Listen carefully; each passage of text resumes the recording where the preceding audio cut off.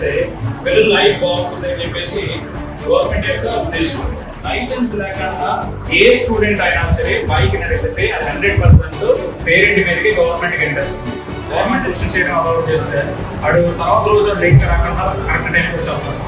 సరే నువ్వు అరగంట లేట్కి వచ్చారని చెప్పి మనం రైట్ తీసుకుంటే తర్వాత 2 గంటలు లేట్ అవుతుంది, తర్వాత 11 అవుతుంది, తర్వాత 2 అవుతుంది, 1 గంట.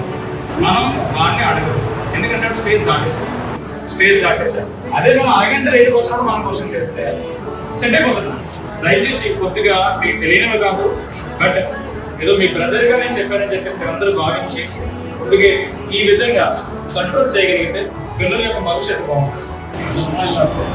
వైద్యాలకు తగ్గించండి, రాజమండ్రి జరిగింది, నెల్లూరులో జరిగింది, అక్కడ హాస్పిటల్లో ఆర్డర్ వచ్చింది, ఆర్డర్లో తీసుకున్నాం చాలా అద్భుతం.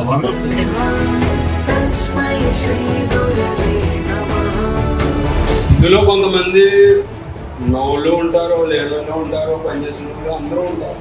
నా తండ్రి ఇలా చేశాడు కాబట్టి ఇవాళ నేను ఈ రకంగా వెళ్తున్నాను, కానీ ఆ బిడ్డకి నాకు ఉండకూడదన్న ఆలోచనతో చాలామంది చాలా కష్టపడతారు. నేను పడే ప్రతి కష్టం కూడా వాళ్ళకి వివరించి సందర్భంతో చెప్తానండి. భయం అన్నది మనం ఎలాగా పెట్టలేం, అని ఎంత చెప్పినా భయం అన్నది మనం దాటేసాం. కానీ ఇంకొక మార్గం కూడా ఉంది, అది ఎలాగంటే మీరు పడే కష్టం చెప్పండి.